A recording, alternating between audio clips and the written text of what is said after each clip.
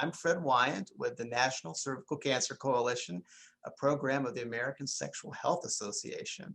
We are indeed lucky to have Tamika Felder here today. She is the founder of Cervivor, a nonprofit that supports cervical cancer patients and survivors, and importantly, loved ones and families. So important to bring them into the mix too. She's appeared around the world to tell the story of her own cervical cancer journey and advocate for patients who often have a hard time finding their voices. And we know how important it is in the healing process for so many to find that voice. She's also an author. Her book is Seriously, What Are You Waiting For? 13 Actions to Ignite Your Life and Achieve the Ultimate Comeback. And given what we've all been through the last 12, 15 months or so, I'd say a comeback is much needed and very timely. She's also our dearest friend too. We'll have a link in the chat box to the book. And I'm just so happy and honored to introduce Tamika Felder. Hello, my dear. It's all yours. Hello, thank you so much, Fred, and thank you all for being here, and happy Friday. I couldn't think of a better way to end the week than with you all. So I'm very happy to be here, and thanks for joining. And feel free to not only ask questions, but give your thoughts on stuff. If there's something that resonates with you, let me know. If there's something that you feel like, well, this is how I would have handled that, or what I would do, I want to hear from you. We all learn together. So that's really important to me. So I'm going to share my screen. Here we go. So this is me. If I haven't met you in person or virtually, I'm Tamika Felder. And I wear a whole lot of hats, from a producer, filmmaker, cancer survivor, nonprofit founder, patient advocate, author, speaker, content creator, and community builder. So that's a lot. But just know, after my diagnosis of cervical cancer, I am happy to live life and learn new things, do the things that bring me joy, and not only live my life beyond cancer, but also survive and thrive in doing it. So I've always been a talker.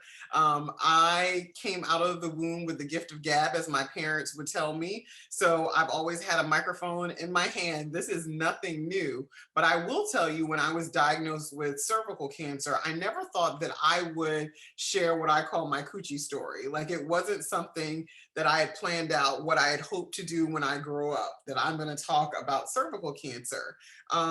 I had never even fathomed being diagnosed with cervical cancer, much less talking about something so intimate, so private, and what so many people feel ashamed of. But those are all the reasons why I do talk about it, because I want to shift the narrative. People always ask me, what was my diagnosis? If you're familiar with my story, I don't talk about specific diagnosis a lot, but I know that people like to know it. So I was diagnosed with stage 2A cervical cancer in 2001 at the age of 25. I had a radical hysterectomy, followed by chemotherapy, radiation therapy. I lost my fertility. And it is one of those things that, excuse me, I'm so sorry. I'm rattling off the tongue right now, and depending on what day you catch me, I may start crying. It's something that is never lost on me, what I went through. And so what I want to tell you, who may be thinking about sharing your story, but you think like, well, I didn't have surgery, or maybe I only had treatment, or maybe I only had surgery and not treatment, or maybe I just had some cells removed. It doesn't matter if you're stage 4 or stage 0. It doesn't matter if it's pre-cervical cancer. We all have a story to share. It's been a journey for all of us. And so we all make, this full story. So your story is important. So I don't want anyone to think that their story does not matter. For me, it's all about making your survivorship count. And we're all survivors of life, right? Cervical cancer is just another thing that has been thrown our way. And, when you shed a bright light on cervical cancer, what you're doing is you are helping others who come behind you. And also, you're helping to prevent it, because unlike a lot of cancers, we can do this for cervical cancer. So sharing your story is incredibly important. The main way that I share the work that I do, that I make my survivorship count, is through my organization Cervivor, through our training at Survivor School, but also within our partnerships like the National Cervical Cancer Coalition. We work with our partners, and together we make a mighty dent in the cervical cancer space. We educate about HPV, and we come together so that we can make sure that we're all doing our part. And as patient advocates, we have a unique role that we play by putting a human face on the impact of cervical cancer.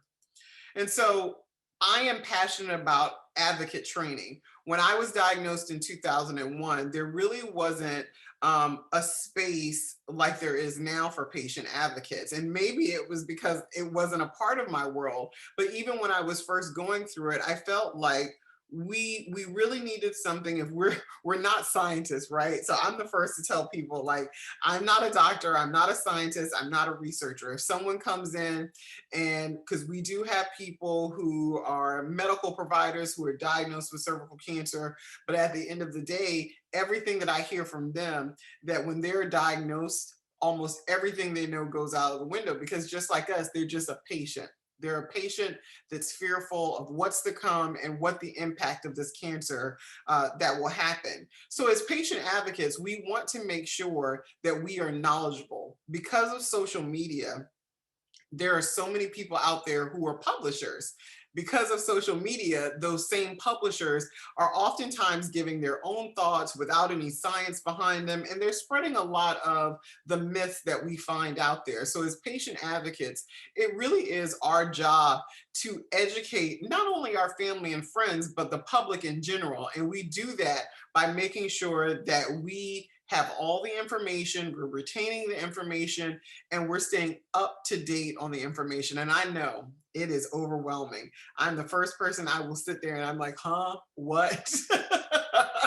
But I promise you, the longer that you do this and the more engaged you become, you will definitely have a great understanding of what is happening in this space. And you'll be surprised when you tell your story or you're sitting on a panel, someone will probably think are you a doctor? Are you a medical official? Because we want to make sure that as patient advocates, we are engaged and we stay on top of the information that we disseminate.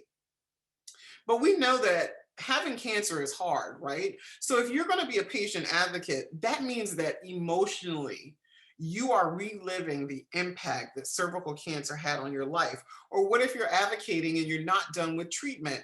It all just it takes its toll on you.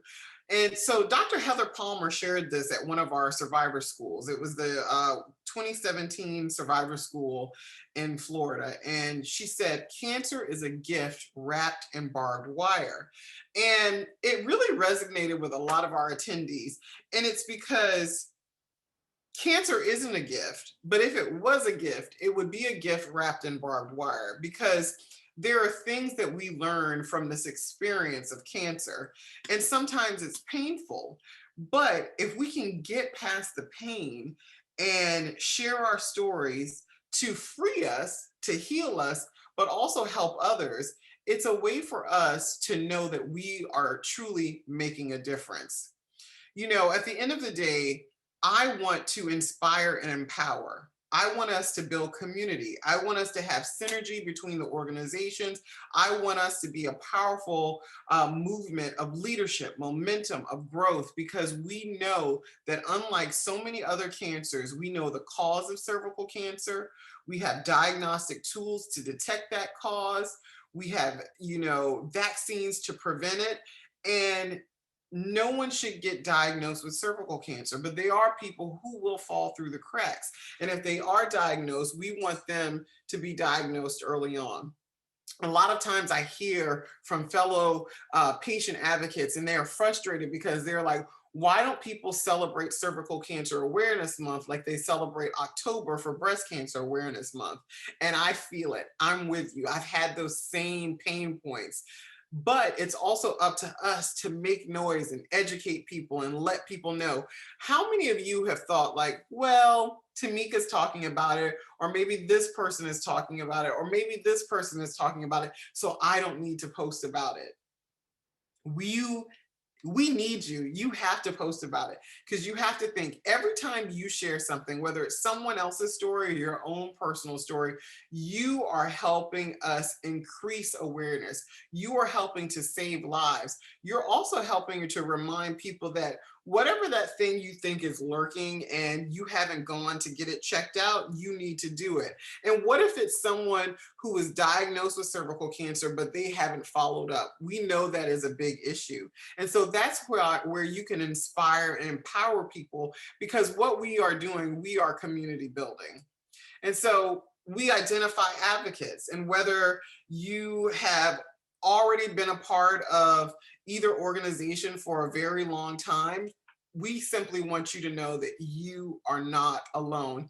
If you are a state leader, if you are an ambassador, I want you to think about, how have you made your survivorship count?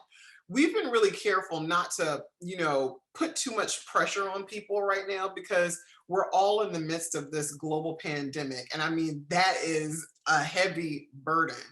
But cancer does not quarantine. People are still being diagnosed with cancer. We know that because people were not getting preventative screenings, that we are going to see an increase in cancer. So that means more than ever, we have to share our story. We have to do the work. We have to make sure that the number of people diagnosed with cervical cancer, the numbers of people who will die from cervical cancer, does not increase. And I know it's probably hard to realize it, but your single story absolutely makes a difference. But when we share collectively, that's when we really make a difference. How many of you have thought, I don't have a story that's worth sharing? I'm here to tell you, you have a story that needs to be heard. People don't only need to hear my story. If they only heard my story, they would think it only happens to me. We need to show what cervical cancer looks like. We need to show the impact of cervical cancer. And how do we do that? We do that by sharing your stories, by sharing your voice and sharing what happened. A lot of times we hear this misnomer that, if you get cervical cancer, it's an easy cancer. You just go in, have a hysterectomy, or get some cells removed. Said no one who's ever had a hysterectomy or had a LEEP procedure, cryo freezing, or anything like that. And so when we want people to know the impact of cervical cancer, it means that we have to tell them. We have to make it come alive for them. We have to share the trauma that happens with a cervical cancer diagnosis. People feel empathetic towards breast cancer because they see the devastation of breast cancer. They see the impact. They see what happens. And so we need to show, what is the impact of cervical cancer? Why should people care about below the belt cancers like cervical cancer, like they care about above the belt cancers like breast cancer? It's because our personal stories will share that impact. Everyone has a story, and your story has the ability to connect dots. Your story has the ability to change hearts. Your ability has the impact to save lives. A lot of people don't realize that until someone says, because of you, I went and I got screened for cervical cancer and they caught this early. Or, because of you, I got my child vaccinated, because I really honestly didn't know. I read all this stuff online, but because of you and your story, I decided to go get my child vaccinated. And these are not things that I'm making up. These are things that I hear. These are things that I know, that my story, your story, our collective stories are making an impact. Did you know your story can share knowledge, reduce myths and misunderstandings? It can educate, it can mobilize or empower others. Your story can create a platform for change. Other HPV related cancers like anal cancers are on the rise, or pharyngeal cancers are on the rise. I hear so much that we want to be able to educate like you all do for cervical cancer, even though we still have a lot of work to do. We have blazed the trail for other HPV related cancers for them to know what they need to do to be seen, to be heard. And so we want to make sure that cervical cancer, while we have all the tools, it does not get lost in this messaging, because people may think, well, cervical cancer really isn't a big deal, or because we have a vaccine, because we have diagnostic tools, do we need to worry about cervical cancer? And the answer is yes, because we know people are still getting diagnosed, and unfortunately, people are still dying. And so we have to talk about it. Together, we can make a great impact. You know, when you are advocating, sometimes it feels so isolating. It feels so lonely because you literally just do not know where you are, if you're making an impact. You may be not sure if you are saying the right things, if you're doing the right things, or if people are listening. And that's why you have to create a posse. That's why we have gatherings like this. This is why we come together, we're together on social media, because we want people to know that our voices matter, that together we matter. And you know what? Doing things kind of alone sometimes, you need the camaraderie of others. You want to know that you are not alone. And so when we work together, we're just reminding people that we are not alone. Dr. Noel Brewer, who is a great researcher out of UNC Chapel Hill, said this, and it resonated with me so much. He said, "We gave the data, but we didn't tell the story." So many times patients tell me that, well, I'm not a doctor, I don't know all the statistics. When you are a patient advocate, most times people don't want you to know all the statistics. And I will tell you, at the end of the day, nothing can make an impact like a personal story. The data is absolutely important, but our stories make the data come alive. And so we tell that story. And so I don't want you to be hindered from telling your story because you feel like you need to know all the data. Knowing the data is great, but you are the master of your story. And knowing your story is what people are going to remember. Your story is what is going to move them to take action. So if you want to throw in some data too, that's fine. But don't ever feel like you need to know all the data in order to be a patient advocate. You just need to know your story and the basic prevention facts. You know, when we talk about cervical cancer, you know, people can't see our scars outwardly. We have them, but people can't see it. Because of the way others may feel about cervical cancer, we may feel a certain shame because of it. But we need to change that. It's up to us to shift the narrative and become shame resilient. And so if you are on the fence with sharing your story, or you haven't really put yourself out there as a patient advocate, there is no better time than now to think about, how do you want to show up and be seen as a patient advocate? What impact are you going to make? How are you going to make sure that no one else dies from cervical cancer? Or if they're diagnosed with cervical cancer, it's caught early. How will you make an impact? Because I know you can. I believe in you. My name is Lisa Moore. I'm 30 years old and I live in South Bend, Indiana. And I was diagnosed with stage 1B1 adenocarcinoma of the cervix at 26. No one deserves this. Bowel obstructions are not fun. Neph tubes are not fun. Tubes in your stomach aren't fun. The side effects of the treatment are not fun. If something like this is preventable, I don't understand why people don't want to prevent it. If it was a leukemia vaccine or breast cancer or prostate cancer or anything not related to sex, there'd be no question. The cancer stops. It takes and takes and takes. And majority of the time, it takes everything and kills you. If I can help somebody else not go through this, that's probably the best thing I have to offer at this point.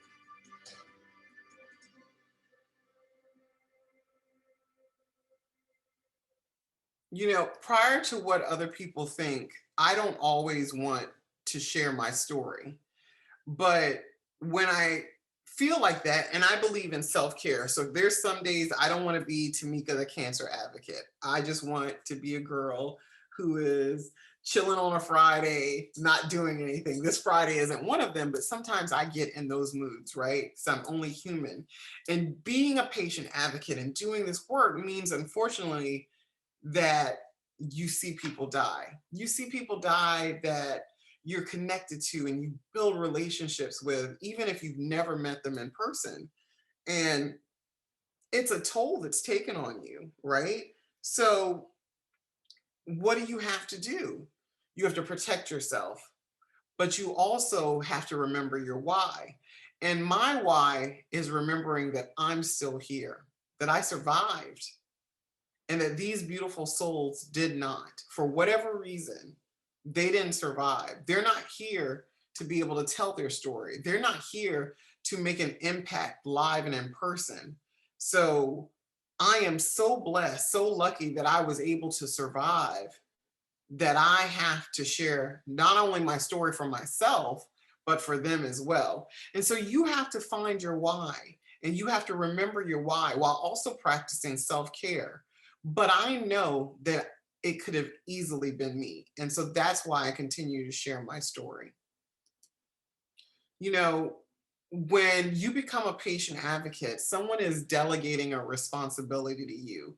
And if you sign up to be a state leader, that is, a responsibility that you said. And so we want you to honor that commitment of using your voice, using your story, whether you are a patient, a caregiver, or someone who is just championing this cause. You have delegated and said you would be responsible for doing this, and we need you. These are volunteer positions, but this is how we shine a bright light on cervical cancer. And so that responsibility is an incredible one, and we need you.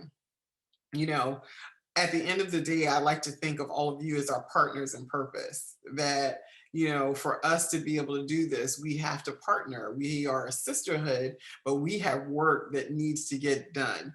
And so we'll laugh, we'll have fun together, but we also do a whole lot of work.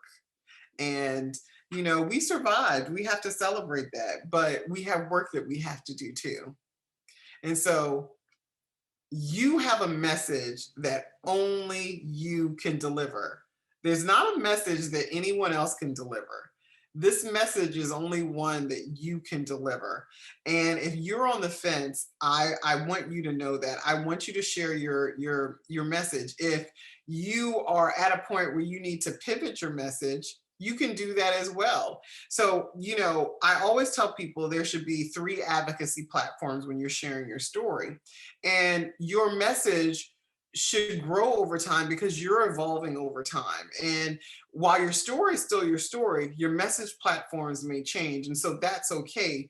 You also have the right to say, you know what, I'm not at a place where I can talk about my fertility. So you have to be comfortable with the message that you're willing to share. But I promise you, your message is so needed, and it's a message that only you can deliver.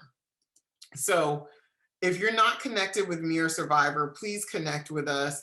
I am happy to cheer you on, help you.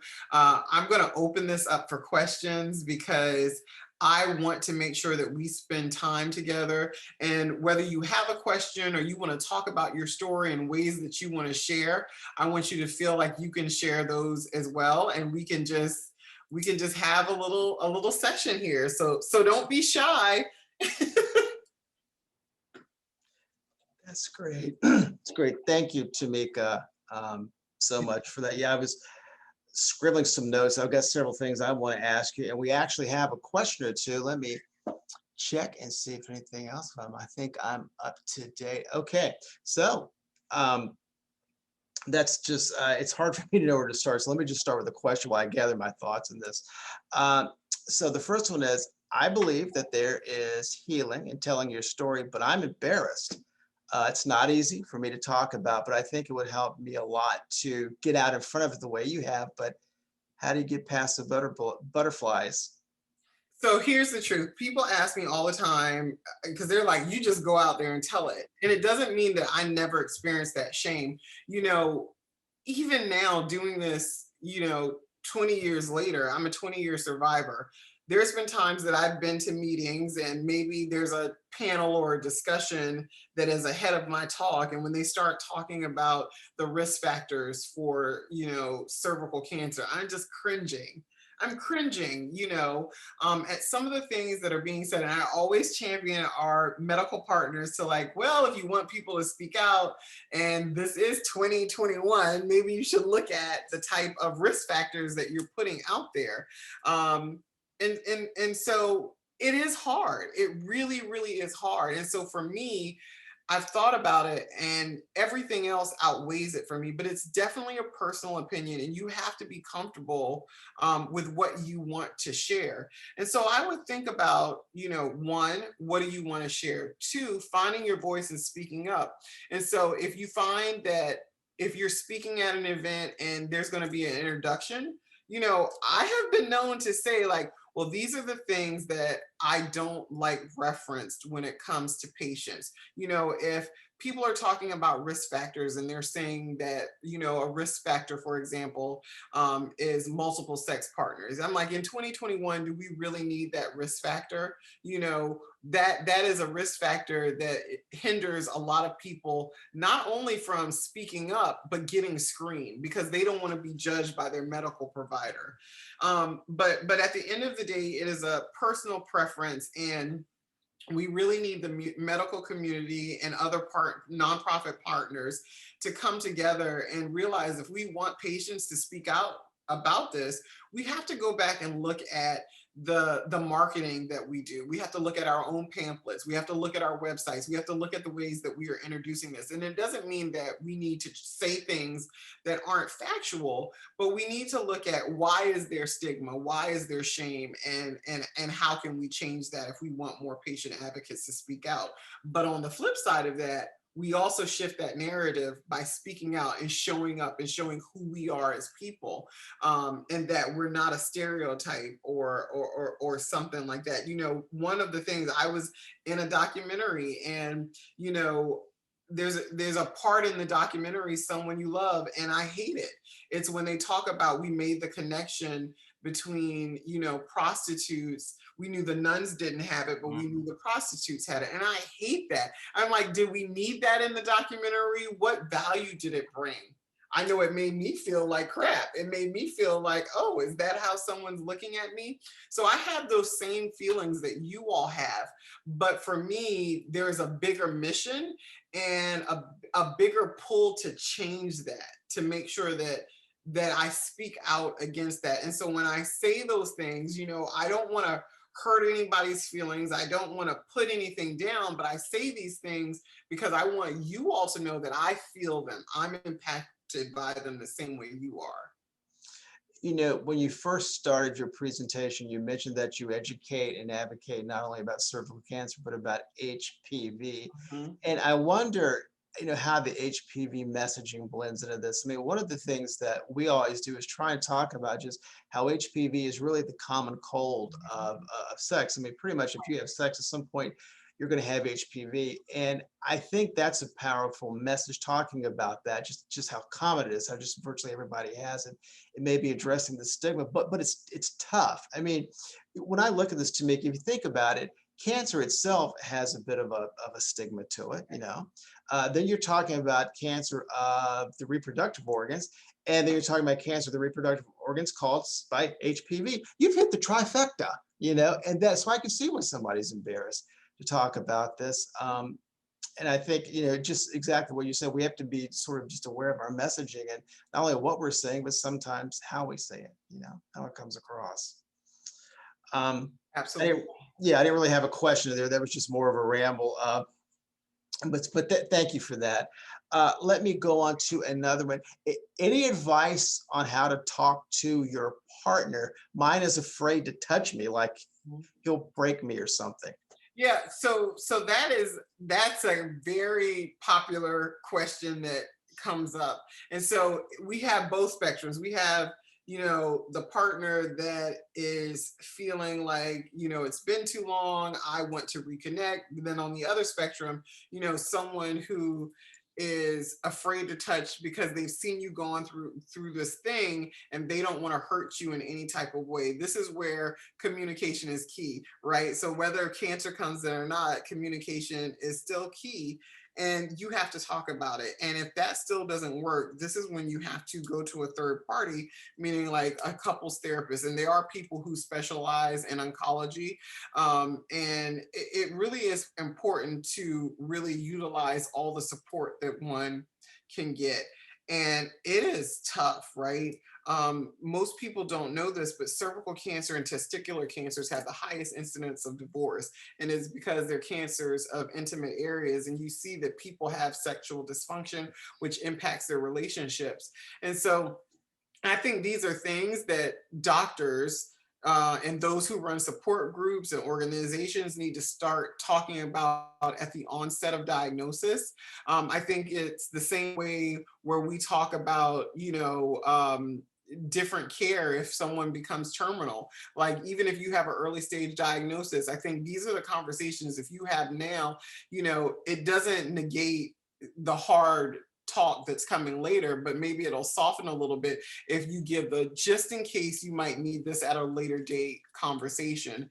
And so I really think these are things that people need to talk about so that people are aware that relationships are impacted by this, and they really are just starting to come around and talk about these types of things. And so I'm a huge proponent of therapy, whether it's for the individual or the couple, or how I believe in my family, everybody gets their own therapist. And then you have group therapists, and you can come together with, and do group therapy together. But it's really important to have these conversations.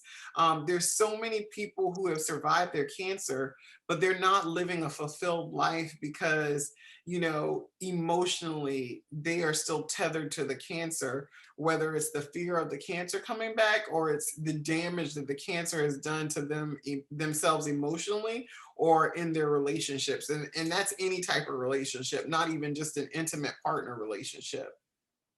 Okay.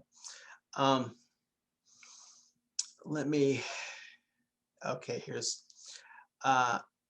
since my diagnosis and surgery, I felt more emotions than I can count: anger, sadness, fear, frustration, on and on. Can you just tell me for sure that eventually it gets better? It does get better. One of the things that I've told people, so the reason why my book is 13 Ways is because it literally took me 13 years to not think about the cancer every single day. And that's a lot, saying that I work within this space. For some people, it takes less time. But when I'm truly looking at when I forgot I had cancer or I wasn't thinking about it constantly, it took me 13 years. And I'm a naturally happy person. I have a natural outlook on life that's happy and positive, but cancer takes you to a place where you are fearful. It takes you to a place where you want to live in a bubble and you're afraid to live. And people don't want to talk about that. We're supposed to survive cancer. We become no evidence of disease, and then we're just supposed to pick up where cancer left off. At least that's what I thought. It's like, oh, there's no evidence of disease, I'm going to go back to where I was the day before I was diagnosed, and life is just going to pick up. And that just doesn't happen. We're all like little puzzle pieces, and the puzzle pieces fit, but they're a little worn, so they don't fit exactly the same, right? It's not a tight fit. And it really is one of those things that you have to actively work at being happy. You have to actively work at living your life beyond cancer. And so does it get better? Yes, absolutely. But it's one of those things, just like everything else, you have to actively work at. You also have to look at who are your support subjects, right? Who's your support posse? Who are the people who are lifting you up? Who are the people that you can share, like, cancer sucks, Because a lot of times our friends and family, when we're done with treatment, they're like, "Oh, cool, it's over. Let's move forward." Right. And we're still, No, not quite. Yeah. yeah, you're just kind of like, "What happened? What happened to me?" Yeah. Like the truth is, it's never truly over for us in the sense of, every day is a day living beyond it, but we're in the aftermath of it, and it's because we all try to wear the mask that says that we're okay. And so that's where that, being vulnerable comes from. It's okay to tell people that we're not okay. It's okay to tell people that I'm trying to put the pieces back together, and to give yourself grace. We want to be strong for ourselves, but we want to be strong for others. And so we give this false narrative that we're okay when we're not okay. So yes, it gets better, but you have to work at it to do it. And for me, it's so beautiful for me to see people living their lives beyond cancer. Whether it's saying, I had this one career and I just don't want to do it anymore, or now I'm doing this. And, I feel like you survived cancer. Now the world is yours. You can do whatever you want to do. There you go. As long as it's legal, of course. Right. There you are. There you go. You mentioned creating a support posse, and by the way, I'm going to steal that. I'm going to use that like all the time now. Yeah. So create a support posse. So, and I promise this is going somewhere. So we talked a little bit earlier. One of the questions was, well, how do I communicate out? How do I talk to a partner? Well, how do you talk to your support posse? How do you talk to your parents about this, your children about this, your siblings about this, your best friend about this? Those conversations aren't necessarily easy either. They may not have quite the same impact you have with an intimate or life partner, but it's still not easy. Any thoughts about that? How do you talk to the family and the friends about this? You share what you need, right? And sometimes it's not verbally talking to them. Sometimes it's sending an email, or maybe creating a private family Facebook group, and you say what you need. And you have to be open as well, because here's the thing. There's some patients who say, I need help, I need support. And then when caregivers or friends ask, what do you need for support? They're like, I don't know. And so there's a little give and take, right? So obviously the patient is always priority number one, but our caregivers matter too. Even though they're not going through the diagnosis, they're going through their own emotional roller coaster of what's happening to someone they love and they care about. And so if you aren't someone who can verbally say what you need, right? You need to be able to write it down, whether it's digitally in a letter or whatever. This is what I need. And caregivers have to learn to also give space. And then again, I go back to, if you need a third party, that's what social workers are for. That's what therapists and group supports are for. I believe everyone, there are support groups for caregivers, there are support groups for children. There are a lot of resources out there, and we need to start utilizing these resources. I'm the first one to tell you, when I was diagnosed, I did not utilize the resources that we had, and there are even more resources now. For your children need support. Even if you have been raising the greatest humans, these children nowadays, they're smart. They're in tune with things. They know things. They need their own outlet to deal with a parent's cancer. Erica Fraser Stum has a wonderful book. Sadly, she passed away, but she wrote it with her son about talking about cervical cancer. And so it's on Amazon. But if you search her name, it's a beautiful book illustrated about how to talk about mommy's cancer. And it is a wonderful resource. There are a lot of resources, but your children are smart. They know, and they need support. I want to ask you about something. We hear from patients a lot. They email us, they call us, they're on our online forums, and sometimes I get a sense that they almost feel like somehow they're failing because they're not because they feel, you mentioned being exhausted. Sometimes, like some days you just want to be, you don't want to be the advocate. You just want to be a girl chilling on a Friday, you Yep. know, and it could just be exhausting. And especially when you're actually going through, the crucible of treatment, that is just, it's grinding and it's exhausting. It just wears you down physically and mentally and all that kind of thing. And we hear from some patients who actually they almost they're almost like they're apologetic because, Yep. oh, I just wish I was stronger. I should be doing better. I'm not doing the laundry. I'm not tending to this, that kind of thing. What is your message for somebody who's just in the throes of that? I mean, sometimes you just need to accept that you're doing the best you can do. That's why we need to share our stories more, because I think that people don't share enough about the impact of cancer with someone with cervical cancer. I think a lot of times people think, well, I mean, I see this person, they're running a marathon, they're doing this, Right. they're going to the gym every day, they're juicing, they're just, and then there's me, I can barely get out of bed, So Yeah. again, it depends on where you are with your treatment or your surgery, and everybody reacts differently. But what we haven't shown enough of is the impact, which again, it's why people think, well, if I've actually had someone say to me, well, if you got cervical cancer, you're lucky you got cervical cancer because it can be taken care of so easily. And I'm not the only one that's ever heard that. And it's infuriating because people don't know, right? The pain that comes with cervical cancer when you're radiated to your, your bones and your pelvis and everything that goes on there, because we don't talk about it. We don't talk about what it's like to get internal radiation, right? And I remember when my mother, who was alive at the time, she said, how can you talk about stuff like this? And years later, before she died, she told me, God's going to bless you for what you're doing. And, as a Southern Christian woman, she was like, you can't be talking about this stuff. But then she realized it's important to talk about these things. And when we talk about it, again, we're not only just healing ourselves, but we're helping other people cope. We're helping other people understand, and they realize that they're not alone with this. And we give them a sense of reality of what it's like to have cervical cancer. And it's hard. It's not an easy cancer. No cancer is easy. So I don't know why someone would foolishly say that. And even if you have an early stage diagnosis, it's very emotional, right? So you're not just fighting the physical part of it, you're fighting the emotional component that comes with it as well. Yeah.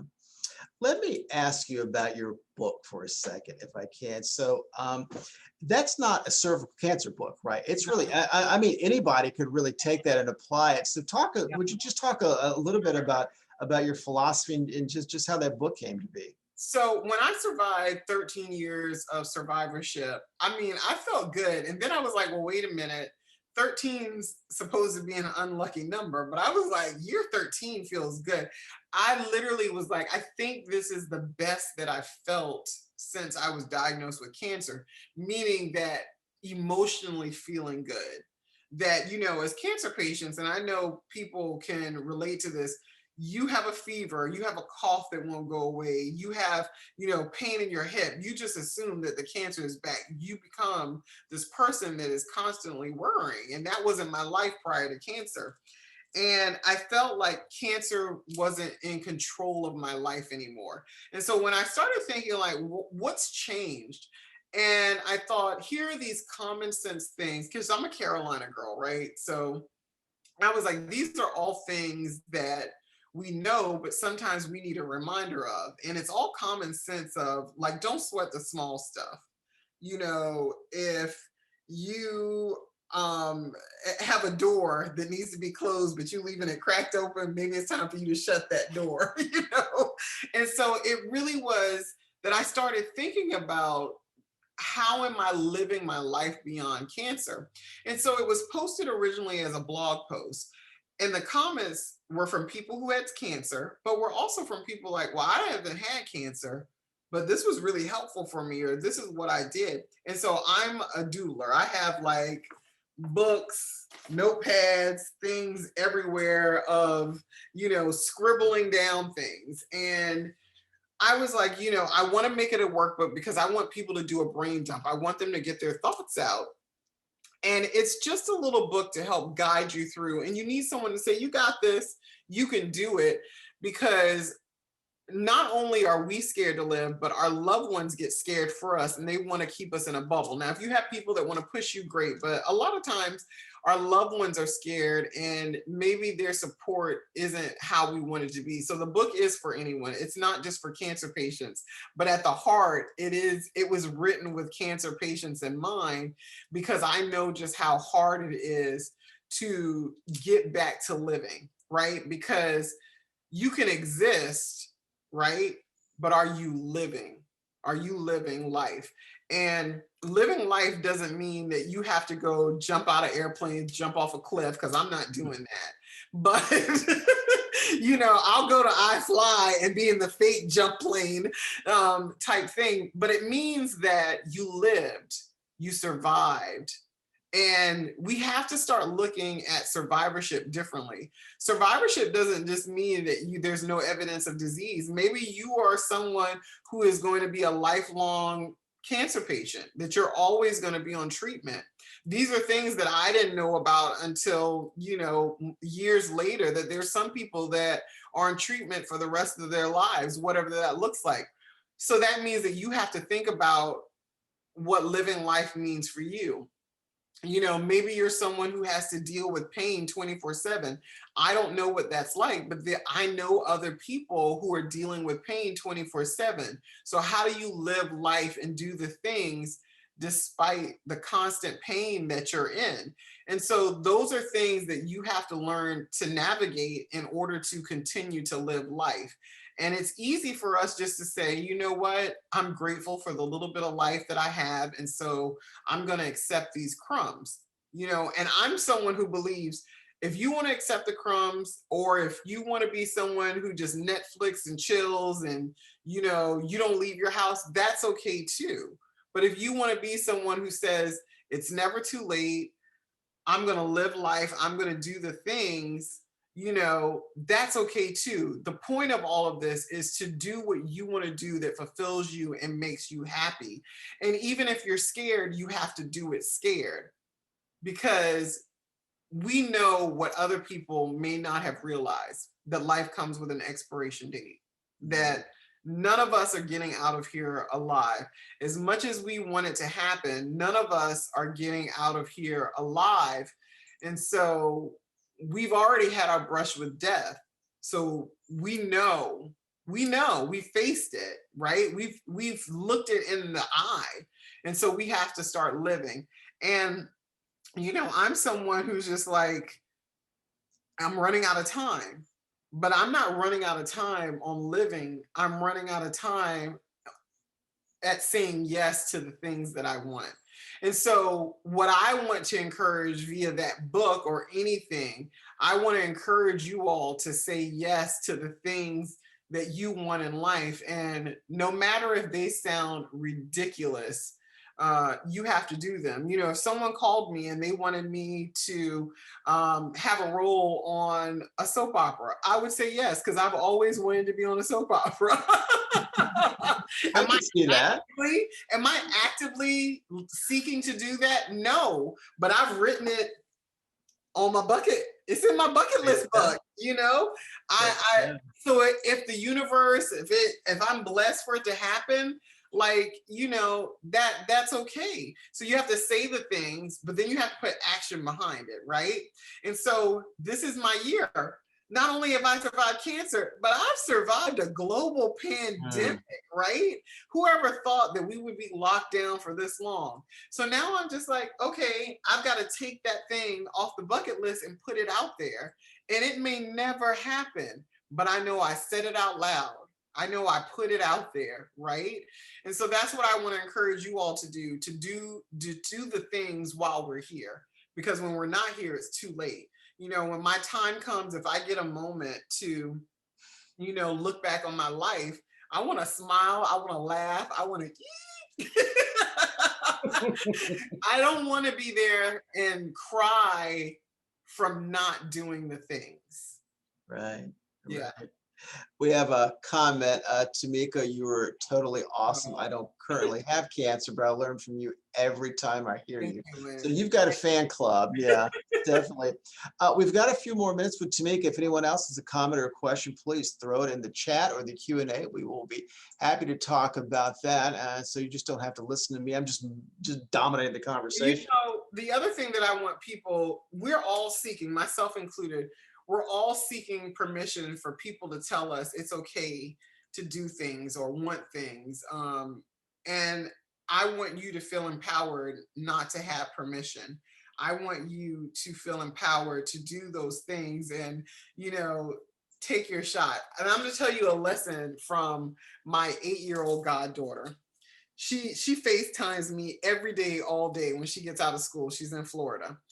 And she literally called me and I was like, oh, I can't talk to you because I have to clean up. And she was like, well, why don't you have a housekeeper? I was like 8 years old, and it's funny, but if you read my book, it's one of the things I talk about how I cannot stand cleaning up. And I did have someone that was helping, then the pandemic happened and that changed, things. But it was a reminder of don't get stuck doing the things that you don't want to do, right? Because you have to make space for the things that you really want to do. So if you've wanted to write a book, don't wait for, a publisher or someone else to do it. Write your book, self-publish it yourself. When you write a book, you're leaving a piece of you behind. If you have wanted to ride a big roller coaster, ride the big roller coaster. If you want to go to Disney World and do the food and wine tour, I'm talking to myself here, stop putting it off. Obviously now we have to wait, do things safely, but I want to encourage you, this says bucket list, but my friend Erica, who I mentioned earlier, she called it a living life list. And I like that. I want you to think about your living life list. Like, what is it and what action are you going to put behind it? And don't wait till, there's a reoccurrence or something else comes up and it's too late. Like, I want you to really think about how you want to live your life and how are you going to do the things. And, will I accomplish everything that I want to do? Probably not, but I'm going to try. I'm going to try to do it. And am I scared to say the things that I want to do? Yeah, but you don't have to tell them to anyone else, but you got to tell them to yourself. Cervical cancer is a gift wrapped in barbed wire. I wrote that down and underlined it. A gift wrapped in barbed wire. Can you really look at this and find a gift? I think I know the answer, but I want to hear you tell me. Yeah, I mean, people are always shocked when I tell them, if I could go back and never have cervical cancer, would I do it? Yeah, because who wants to go through cancer? But that would also mean that I wouldn't have this great revelation that I had, right? So it's a gift wrapped in barbed wire. It would mean that there are a lot of beautiful people that wouldn't have come in my life and the experiences that we would have. So would I have ever wanted a life without cervical cancer? Yeah, because who wants cancer? I mean, when people fake that they have cancer, that still blows my mind because anyone who's ever had cancer would not want it. But it absolutely is a gift that's wrapped in barbed wire. Because of cancer, I know how resilient I am. Because of cancer, I know what crap I will not take. Because of cancer, I know that I need to say yes to things, even when I'm scared. Because of cancer, I know that my legacy here in the world really does matter, right? I know that my voice matters, and I grew up knowing that my voice mattered. Like, I grew up in a family where half the time they were telling you stay in a child's place, but then the other time they were inviting you to be a part of the conversation, right? So I've always known that my voice matters. And when I was diagnosed with cervical cancer, I was silenced because I felt ashamed. And so, yes, cancer is a gift wrapped in barbed wire. But when you can see through the wire, when you can make it through, you'll be a little cut up. You'll have scabs, but you can still make it, and when I say make it, you know, it doesn't mean that there's never going to be no evidence of disease. That means you're gonna make it any way that you can. You're gonna fight to find a way. And you know, a lot of times when we're talking about cancer, people don't like war analogies, but I understand. They don't bother me, but I understand why they bother other people. But I really think the meaning behind it is that in life, anything that you want, unless you're just that very small percent that gets stuff handed on a platter, you're going to have to work for whatever you want in life. When it comes to cancer, you're going to have to work even harder because cancer takes and takes and takes, as the video earlier said. And so you have to learn to take back your power. You have to learn to do the things that will make you okay with life. And so I that isn't just some words that I say to people. I actively work at it every single day. And yes, it can be exhausting, which is why I watch a lot of reality TV. Tonight, I will be watching Mama June from Hot to Not, and I'm not ashamed of it. That is my outlet. There you go. But you have to own who you are, right? And you also have to own your power. And if I could leave you all with anything, it's probably that we have the power to make epic change. And it's not up to anyone else. If it was up to just the medical community, they would have done it. They cannot do it without us. That is the thing that is missing in this space, that unlike any other cancer, we have all the medical knowledge that we need to make an impact. What we don't have is the mass amount of patients directly impacted talking about it. Tamika Felder, wow, it's kind of hard to know how to wrap this up. Thank you so much. I can't, there's a lot to process. I wish we had another hour. I could just keep going with this, but I just love your message around finding your voice and helping people find their voice. And also just find your voice wherever you are. Don't worry if you don't know the data. Don't worry if you don't have credentials. Just your story matters and you matter. And let's talk about it.